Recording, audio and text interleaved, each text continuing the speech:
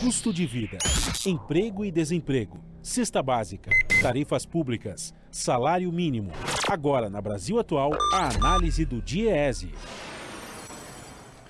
E nós vamos conversar agora com o diretor técnico do DIEESE, Fausto Augusto Júnior. Bom dia, Fausto.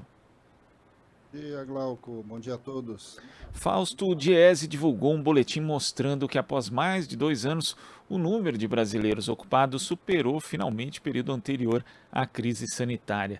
Segundo o boletim, no segundo trimestre de 2022 havia 98 milhões e 300 mil pessoas ocupadas no país, que é um número superior aos 94 milhões do segundo trimestre de 2019 e do mesmo período de 2021. Só que a ocupação tem aumentado principalmente em posições que requerem menos escolaridade e que pagam salários menores. Isso acaba revelando o empobrecimento do mercado de trabalho brasileiro, Fausto? Sim, Glauco, na verdade a gente vem assistindo, depois de muito tempo, né, a gente vem assistindo um crescimento constante aí com relação ao mercado de trabalho. De alguma forma, a gente está vendo agora um movimento de aumento do número de ocupados. Esse número de ocupados, então, que tem aumentado, tem ampliado, principalmente do ponto de vista dos trabalhadores informais.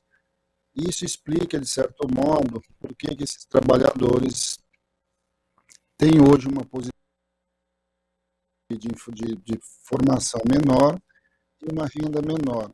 Ou seja, você tem, na verdade, neste momento, um movimento de redução, então, dos trabalhadores, de redução da qualidade do emprego dos trabalhadores em geral. Acho que essa é uma questão colocada com relação à formação do emprego, à nova reorganização do mercado de trabalho. O mercado de trabalho hoje, ele se organiza de maneira mais precária e isso explica, de certo modo, por que ele está menor, né? Por que ele está melhor, está maior, porém está pior.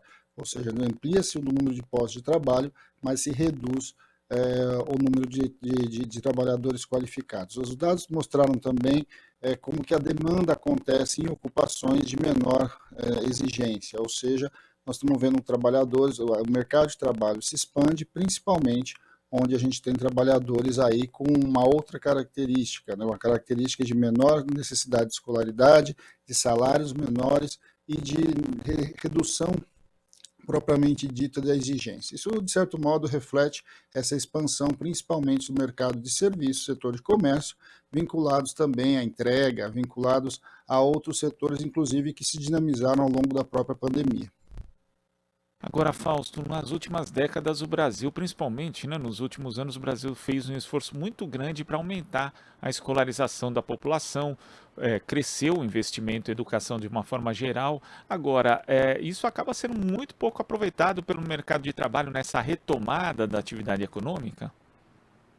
Ah, sem dúvida. Uma das questões que a gente está trabalhando e que a gente precisa lidar é como você vai gerando ocupações que estão equivalendo ao crescimento da formação da própria população.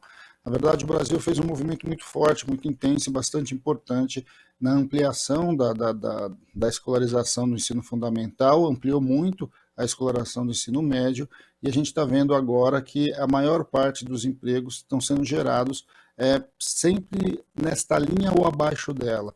E, de alguma forma, mesmo a expansão do nível superior, que foi bastante importante, ela, de certo modo, não encontra ressonância para os trabalhadores em geral. Um dado bastante importante é que uma parte significativa dos trabalhadores de nível superior acabam não encontrando vagas nessa área, ou seja, nos encargos da sua ocupação. Eles acabam indo para ocupações de nível médio ou preocupação, às vezes, muitas vezes até sem necessidade de escolarização mais alta, e isso vai mostrando para a gente que o nosso problema é também um problema de geração de emprego e renda, né? Nós precisamos lidar, a questão da educação é fundamental, ela ajuda a gente a pensar e a nossa produtividade, a melhorar a cidadania do país e etc., mas ela precisa encontrar reverberância aí, né? Ela precisa encontrar espaço dentro do mercado de trabalho, algo que ainda está muito aquém das nossas necessidades. Isso vai mostrando um pouco um país que, de certo modo, vem se especializando na produção primária, A indústria vem encolhendo já há muito tempo, de outro lado, e o setor de serviços, que deveria ser um setor que também poderia empregar muito dessa mão de obra, de certo modo, ele vai se simplificando em serviços menores, em serviços mais simples, né?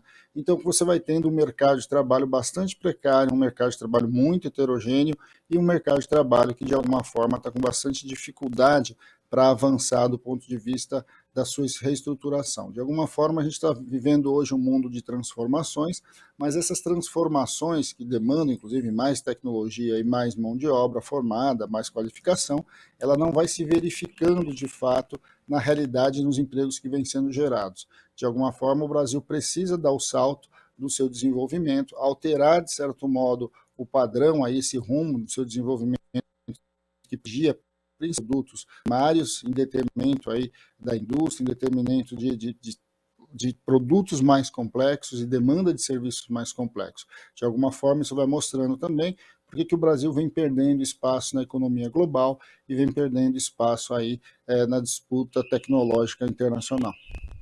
Agora, Fausto, além de acabar trazendo poucas perspectivas de ascensão para os trabalhadores que já estão no mercado de trabalho, isso também afeta o futuro, já que os mais jovens podem ver essa realidade e, de repente, deixar de ter como meta o aumento da própria escolarização?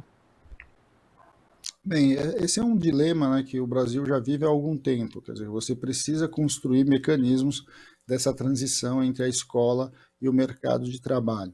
Muitas vezes você lida com uma necessidade, você vende uma ideia de uma super formação, né, de uma necessidade de ampliação da educação, dos níveis educacionais, mas não encontra equivalência no mercado de trabalho.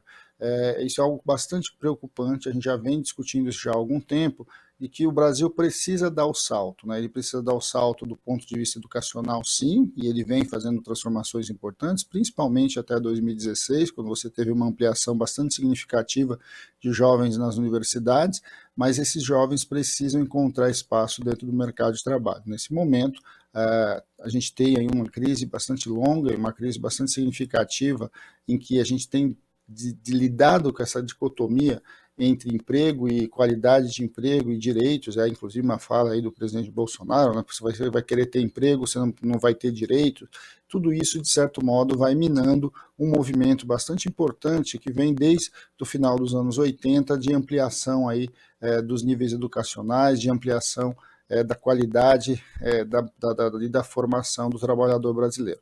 Mas isso, de certo modo, não vem encontrando espaço para que ele possa se ampliar. Há um problema também, Glauco, de desalocação de mão de obra, né? Você também tem empregos gerados em determinados setores e formação em outros setores. A gente vê também, por exemplo, uma falta de profissionais muito vinculados ao setor de TI, muito vinculados ao setor que demandam, por exemplo, uma utilização muito pesada da matemática, e você aí sim tem dificuldades nas próprias universidades na formação desses trabalhadores. Ou seja, o Brasil tem uma série bastante importante de problemas, mas o maior problema deles é uma opção por uma política econômica, por um projeto de país que não privilegia a tecnologia, que não privilegia a indústria, que não privilegia um outro patamar de desenvolvimento econômico e social, e sim algo que olhe para o nosso país como um país produtor de matéria primária, seja agrícola, seja minério, e vai deixando à margem aí todo o desenvolvimento tecnológico, todo o desenvolvimento de um produto mais elaborado, de um produto mais complexo, e que esse sim demandaria um tipo diferente de mão de obra. Quer dizer, o Brasil não só deixa de agregar valor nos seus produtos, privilegiando essa exportação de produtos primários, Fausto, mas também deixa de aproveitar o próprio conhecimento que o país investiu tanto para ter. Sim, e aí com um agravante, né, Glauco? A gente está num processo de transição geracional. O Brasil é um país muito jovem, o Brasil ainda é um país que está aí no que nós chamamos de bônus demográfico, ou seja, uma quantidade bastante significativa de trabalhador em idade ativa, e que de alguma forma no período para frente ele vai tender a se envelhecer. como a gente assistiu na maior parte do mundo desenvolvido. O Brasil hoje teria a oportunidade de dar o salto, como a gente está vendo em países como a China, como está vendo em países como a Índia, e que, de certo modo, o Brasil não faz essa curva. Na verdade, ele vai desperdiçando os seus talentos, desperdiçando a sua juventude, essa quantidade bastante expressiva de pessoas que ingressam no mercado de trabalho em capacidade produtiva importante, simplesmente em operações, em ocupações pouco qualificadas, em ocupações de baixa produtividade e que, de certo modo, vai engessando o nosso crescimento e o nosso desenvolvimento social. Quando a gente vai olhando para esse cenário, é bastante importante um projeto de país bastante diferente do que está aí, que de alguma forma aproveite esse bônus demográfico que a gente tem para colocar o Brasil num outro patamar aí, de desenvolvimento humano. Vamos lembrar, o Brasil caiu, né, novamente aí no Índice de Desenvolvimento Humano, do IDH, da posição 84 para 87, e de certo modo vai mostrando como o Brasil, que poderia e deveria estar ali entre as principais economias do mundo, ele está ali no bloco do meio para trás na questão do Índice de Desenvolvimento Humano. Então isso a gente vai vendo um pouco o que vai significando essas escolhas que o Brasil vem fazendo. Fausto, muito obrigado pela sua participação hoje aqui no nosso Jornal Brasil Atual. Até a próxima. Até a próxima, Glauco. Bom dia a todos novamente. Bom dia. Conversamos aqui com o diretor técnico do Diese, Fausto Augusto Júnior. Estamos apresentando Jornal Brasil Atual. As notícias que os outros não dão.